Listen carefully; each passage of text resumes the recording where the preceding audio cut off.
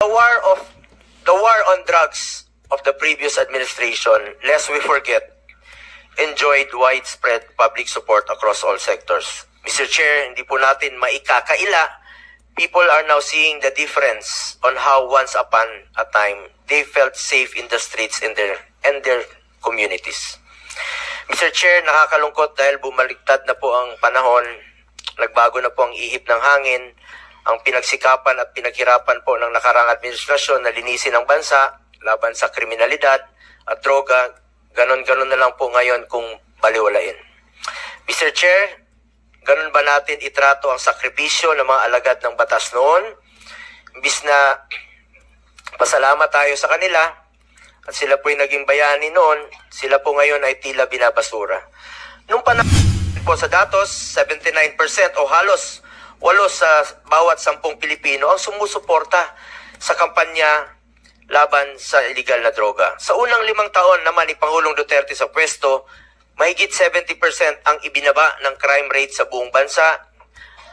Bukang bibig po yan ng ating mga kababayan kung gaano sila kapanatag, lumabas sa lansangan, kahit sa 10 oras ng gabi dahil alam nilang ligtas sila at ang kanilang mga anak.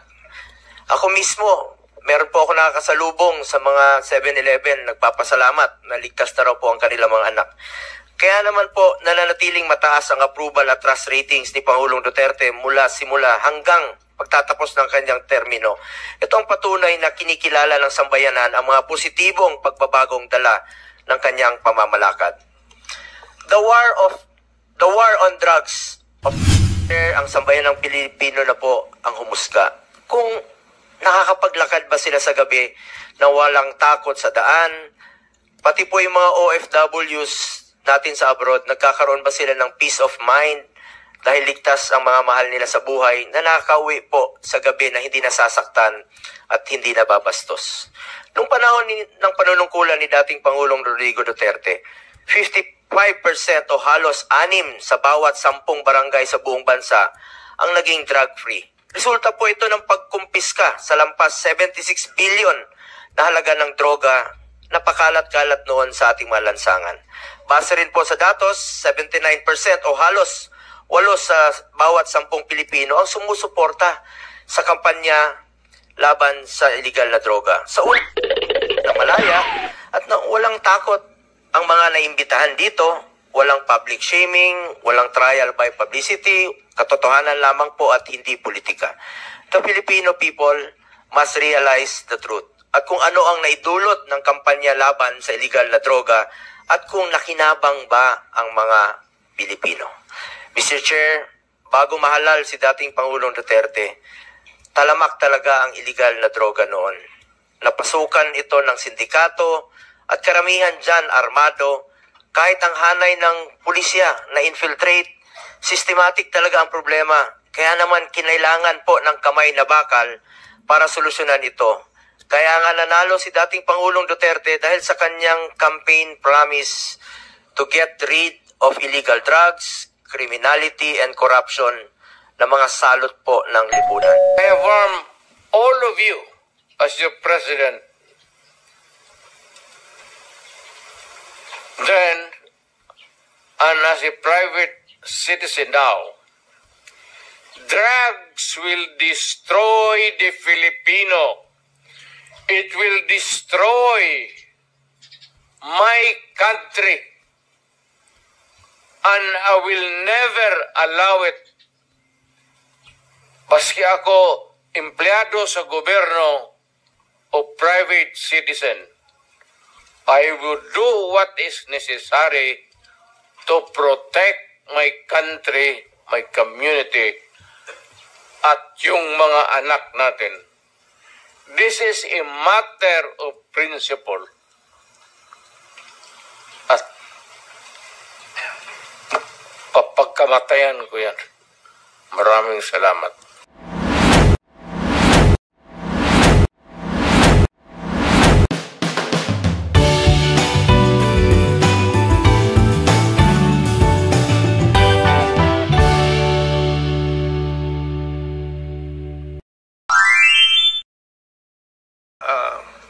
Please.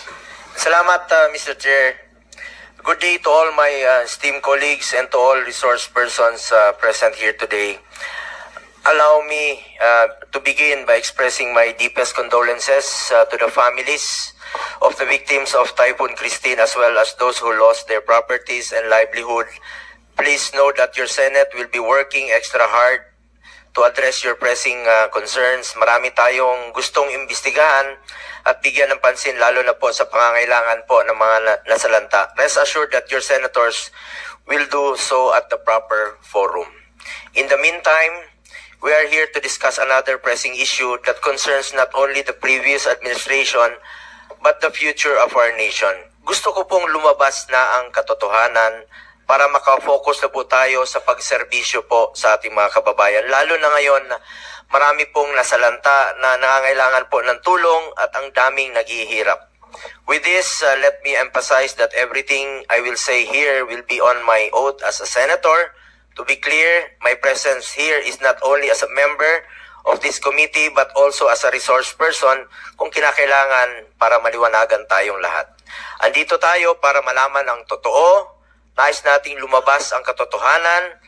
After all, there is only one truth and it can stand for itself and there is no need to defend it. Mr. Chair, I trust that the truth will be thoroughly and fairly brought out by this committee, fittingly presided by our minority leader, Senator Coco Pimentel. We respect its mandate to investigate the war against illegal drugs in aid of legislation.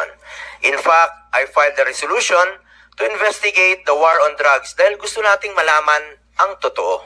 Gusto nating makapagsalita ng malaya at na walang takot ang mga naimbitahan dito. Walang public shaming, walang trial by publicity, katotohanan lamang po at hindi politika. The Filipino people must realize the truth at kung ano ang naidulot ng kampanya laban sa illegal na droga at kung nakinabang ba ang mga Pilipino. Mr. Chair, bago mahalal si dating Pangulong Duterte, talamak talaga ang illegal na droga noon. Napasukan ito ng sindikato at karamihan dyan armado. Kahit ang hanay ng pulisya na infiltrate, systematic talaga ang problema. Kaya naman kinailangan po ng kamay na bakal para solusyonan ito. Kaya nga nanalo si dating Pangulong Duterte dahil sa kanyang campaign promise to get rid of illegal drugs, criminality, and corruption na mga salot po ng lipunan. Mr. Chair, ang sambayan ng Pilipino na po ang humusga. Kung nakakapaglakad ba sila sa gabi na walang takot sa daan, pati po yung mga OFWs natin sa abroad, nagkakaroon ba sila ng peace of mind dahil ligtas ang mga mahal nila sa buhay na nakakauwi po sa gabi na hindi nasasaktan at hindi nababastos. Nung panahon ng panunungkulan ni dating Pangulong Rodrigo Duterte, 55% o halos 6 sa bawat 10 barangay sa buong bansa ang naging drug-free. Resulta po ito ng pagkumpiska sa lampas 76 billion na halaga ng droga na pakalat-kalat noon sa ating mga lansangan. Base rin po sa datos, 79% o halos 8 sa bawat 10 Pilipino ang sumusuporta sa kampanya laban sa illegal na droga. Sa unang 5 taon naman ni Pangulong Duterte sa pwesto, mahigit 70% ang ibinaba ng crime rate sa buong bansa. Bukang bibig po yan ng ating mga kababayan kung gaano sila kapanatag, lumabas sa lansangan, kahit sa 10 oras ng gabi dahil alam nilang ligtas sila at ang kanilang mga anak. Ako mismo, meron po ako nakakasalubong sa mga 7-Eleven, nagpapasalamat na ligtas na raw po ang kanilang mga anak. Kaya naman po nananatiling mataas ang approval at trust ratings ni Pangulong Duterte mula simula hanggang pagtatapos ng kanyang termino. Ito ang patunay na kinikilala ng sambayanan ang mga positibong pagbabagong dala ng kanyang pamamalakad. The war on drugs of the previous administration, lest we forget, enjoyed widespread public support across all sectors. Mr. Chair, hindi po natin maikakaila. People are now seeing the difference on how once upon a time they felt safe in the streets and their communities. Mr. Chair, nakakalungkot dahil bumaliktad na po ang panahon, nagbago na po ang ihip ng hangin, ang pinagsikapan at pinaghirapan po ng nakarang administrasyon na linisin ang bansa laban sa kriminalidad at droga, ganon-ganon na lang po ngayon kung baliwalain. Mr. Chair, ganun ba natin itrato ang sakripisyo ng mga alagad ng batas noon? Imbis na pasalamat tayo sa kanila at sila po'y naging bayani noon, sila po ngayon ay tila binabasura. Nung panahon ng war on drugs, panay puri ang naririnig natin. Napakaganda po ang ginawa ni PRRD. Bakit makalipas po ng 3 taon, puro paninira at paninisi na? Paano naman po yung mga taong nagtrabaho at tumulong para maibalik ang peace and order? At paano rin po yung mga magagandang naidulot sa mga Pilipino ng laban kontra droga? But, Mr. Chair, this does not mean that the Duterte administration sanctioned human rights abuses. Ang tanging hangarin ni dating Pangulong Duterte ay linisin ang ating bansa at labanan ang mga naghahasik ng lagim, lalo na po sa pagdating sa illegal na droga.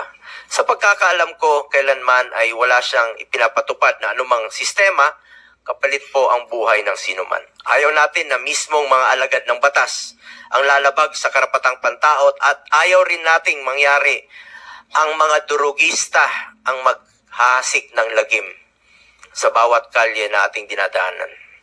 Noong panahon ni dating Pangulong Duterte, kung malagay sa alanganin ang buhay ng mga pulis, kung manlaban ang sospek, unahan na nila dahil ayaw niyang pulis ang mamatay, sa ginagawa lang naman nila ang kanilang tungkulin. In fact, noong 2018, sa maalala ko po,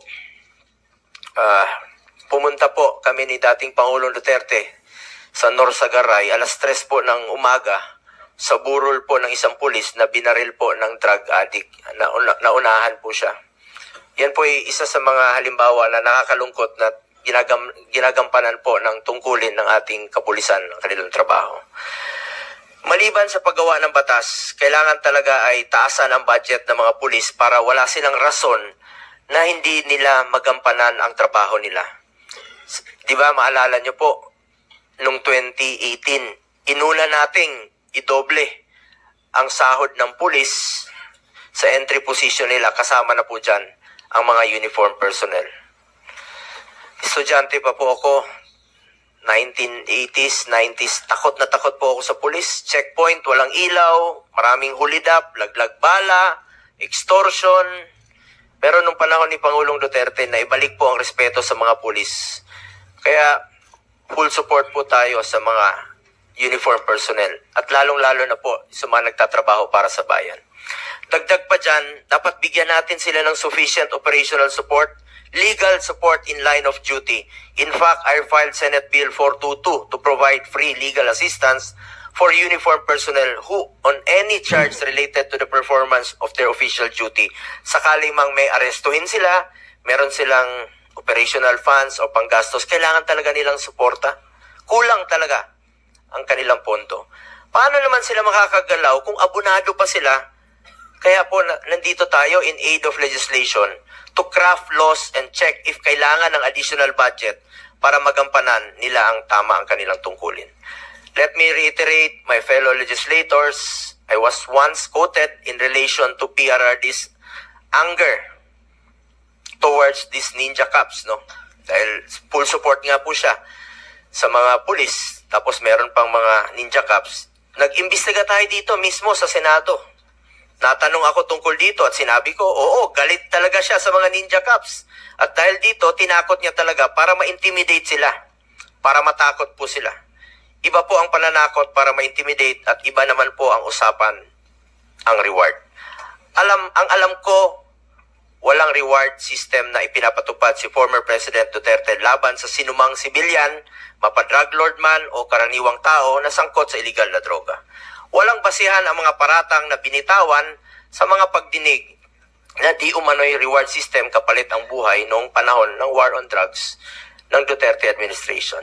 At habang nasa usapin tayo ng pera, taliwas po sa sinasabi ng iba, ni minsan po, hindi po ako authorized, hindi ako humahawak ng pera. Sinasagot ko lang po ito dahil sa mga pagdinig, no, na nababanggit po ang ating pangalan.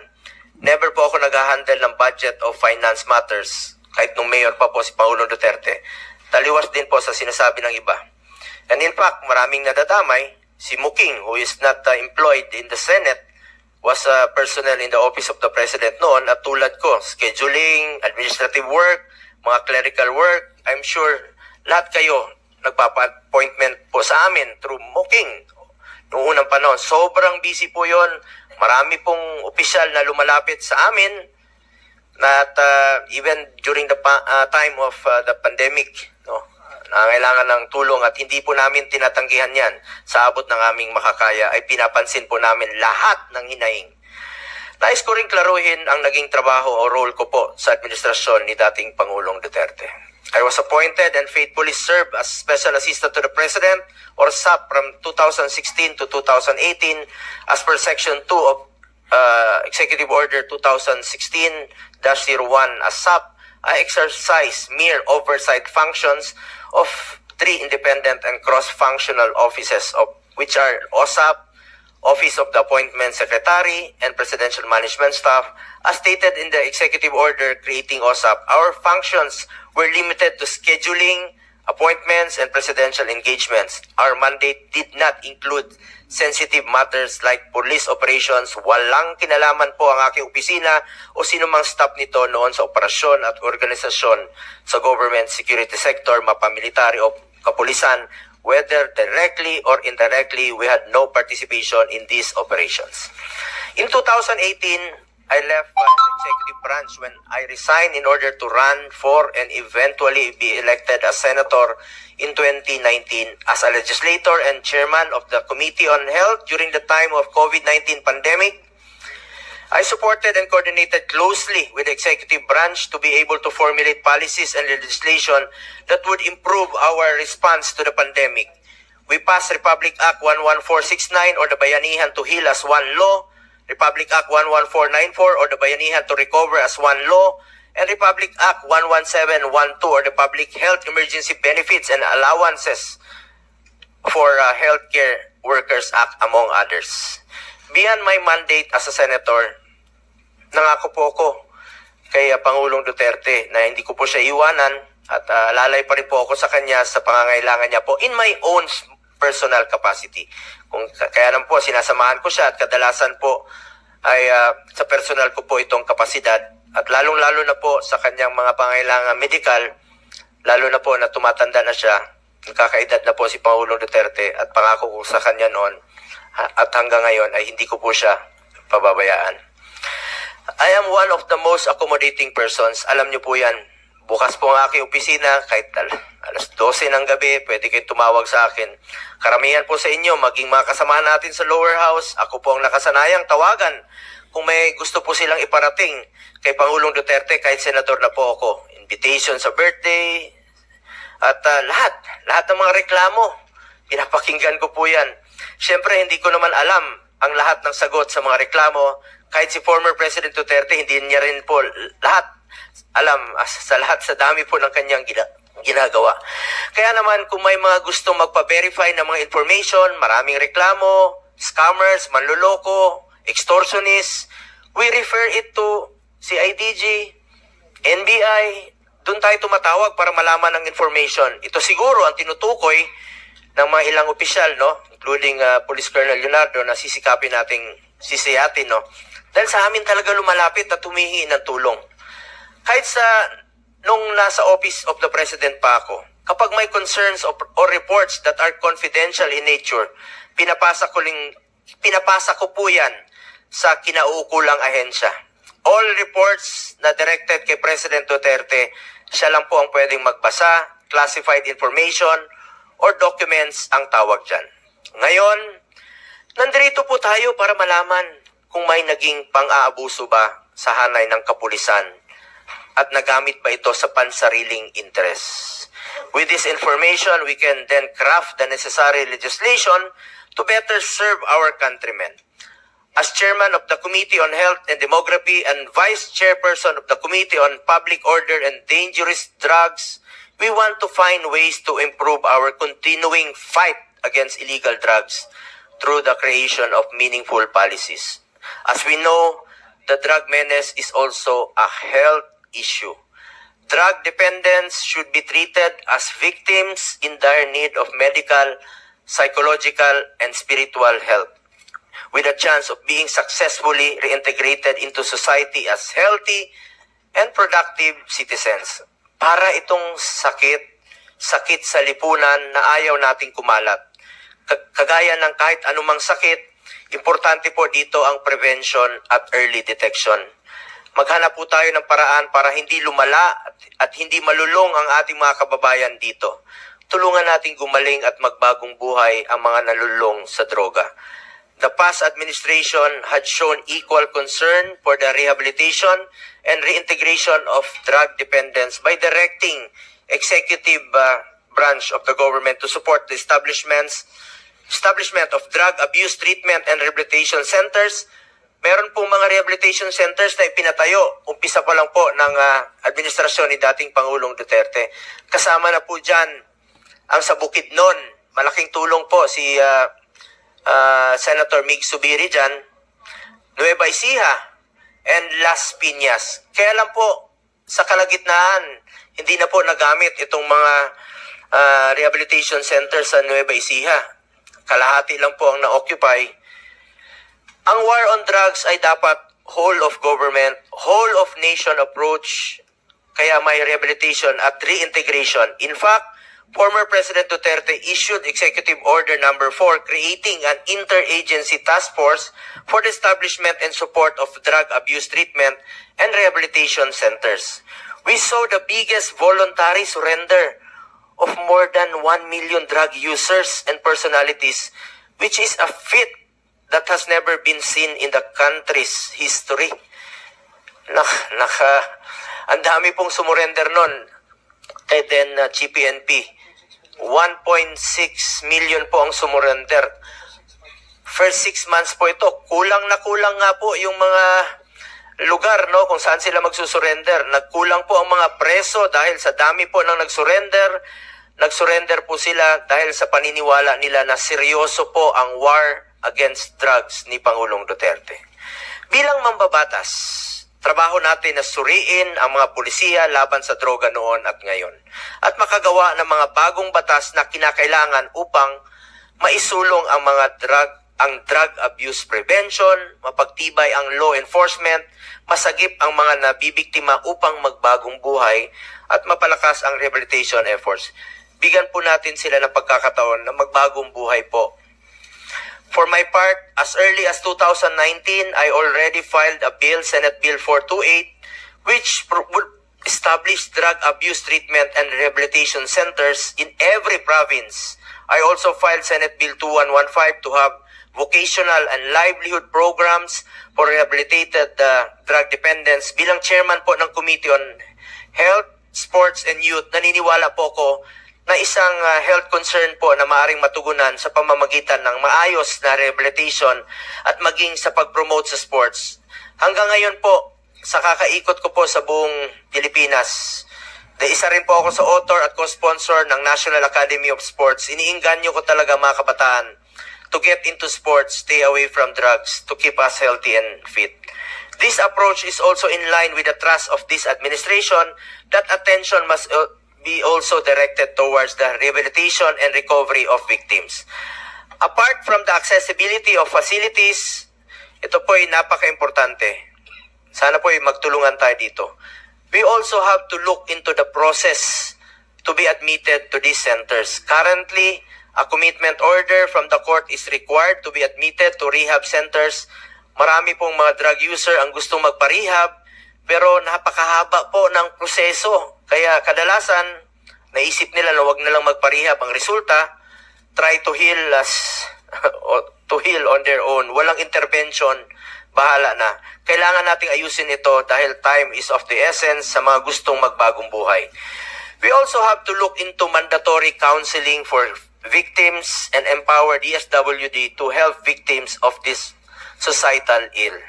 As chairman of the Senate Committee on Youth, I also suggest crafting laws that would include in the school curriculum the knowledge and information necessary to prevent vices such as illegal drugs.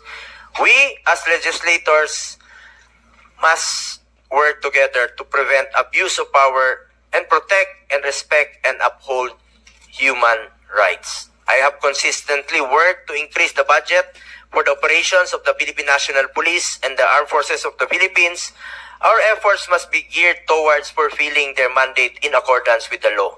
Gamitin natin po ang investigasyong ito at hearing na ito upang siguraduhin walang pang-abusong mangyayari tungo sa ating isang hangarin na labanan po ang droga. I urge both houses of Congress, magtulungan po tayo dito.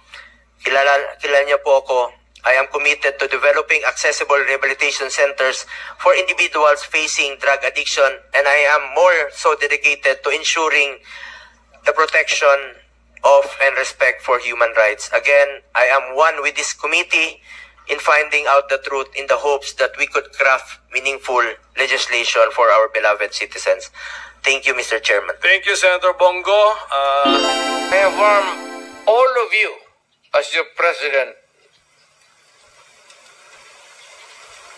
Then, and as a private citizen now, drugs will destroy the Filipino.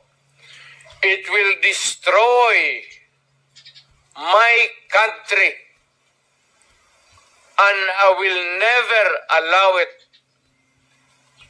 Paski ako empleyado sa gobyerno o private citizen, I will do what is necessary to protect my country, my community, at yung mga anak natin. This is a matter of principle. At papagkamatayan ko yan. Maraming salamat.